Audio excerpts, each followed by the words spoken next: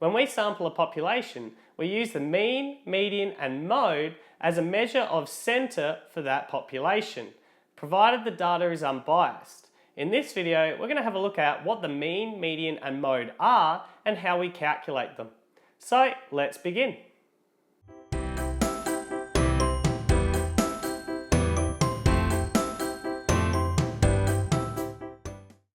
Now, to help us understand what the mean, median and mode are, I'm going to use Eddie Betts' goal kicking from the 2015 season.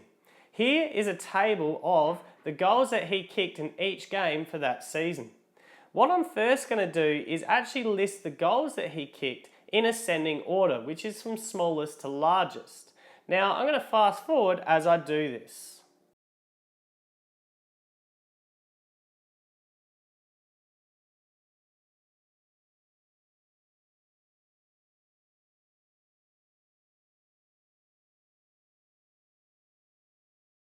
Okay, so I've now listed them in ascending order. You may have also noticed I've listed down the total games he played and the total goals that he kicked. That's going to help us later on. Alright, so next let's calculate the mean. Now the mean is also known as the average, and it's equal to the sum of all the data values divided by the total number of data values. Now in our problem here, the data values are the goals. So the sum of all the data values are the total number of goals. Now I've worked that out before to be 63, and I found that by adding up all the goals together. So our sum of all the data values is 63, and we need to divide that by the total number of data values, which is equal to 23. So therefore, our mean is going to be equal to approximately 2.7 goals per game. Next, let's have a look at the median. Now the median in a problem is the most middle value of our data set. Now when we're finding the most middle data point, we need to have a look at how many data points we've got, which is 23. Now, half of 23 would be 11.5. However, we don't have half a data point. So if we round it to 12, let's have a look where that gets us. So our 12th data point is right here, where we've got the 2. Now to work out whether we've found the most middle value, we can take a look at how many data points are to the left of the middle value that we're indicating, which in this case will be 11 of them, and it should match how many data points are to the right of the middle value, which is also 11. So that 2 there is the most middle data point. Therefore, our median is at 2 goals. Alright, so let's move on to the mode. Now, the mode is the data value that occurs most often. So to find that, what we do is we look at the data set and we're looking for the value or the number that occurs most often.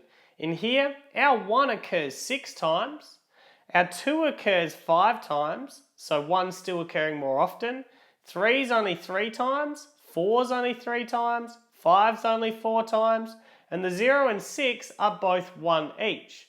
So the value that occurs more often, which is known as our mode, is 1 goal. So now we've worked out that the mean is the average and can be found by dividing the sum of all the data values by the total number of data values. We've found that the median is the most middle value, and we've found the mode is the value that occurs the most. However, with the median, there is one other special situation that can occur, and that is where we might have 2 middle values. So what I've got in front of me now is a new set of data, and I've been asked to find the median or the most middle value for this data. Now if I count the total number of data values, I'll find that there are 10 data values. Now the most common mistake that I see people make with this is they go, well, half of 10 is 5. So if I take the fifth data value, which I've just circled here, that must be the middle value.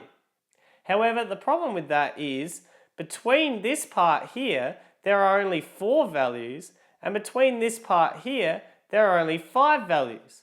So the fifth data point isn't actually the most middle value. So what is the most middle value? Well, that's where we need to understand that there are actually 2 middle values here. It is the fifth data set and it is the sixth data set. Now what we see here is between here and here, there are 4 data values, and between here and here, there are 4 data values. So there are actually 2 middle points here.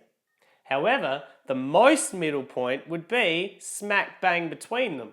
So what we actually need to do is find the average of these 2 middle points. So the median is going to be equal to adding the 2 middle points together, which is 4 plus 5, and dividing by 2 because there was 2 data values. 4 plus 5 is equal to 9 divided by 2. Therefore, our median in this data set is equal to 4.5. Okay, so now we've covered that special situation, let's have a look at some practice questions for yourself. Question 1 is very similar to the goal kicking situation we had before, except this time we've taken the AFL's leading goal kicker Josh Kennedy for the 2015 season, and I want you to find the mean, median and mode. You might need to list it in ascending order first. The second question is looking at the property values sold for a suburb for a month. I want you to find the mean, median and mode for the sale values of this property. Now question 3 is a bit of a challenge question. In question 2 you're asked to calculate the mean, median and mode for a list of property values that were sold within a suburb. What you now want to do is compare how expensive that suburb is compared to another suburb. What you've been asked to do is what would be best to use? Would it be the mean, the median and the mode? I want you to think about it carefully and give me reasons for your answer.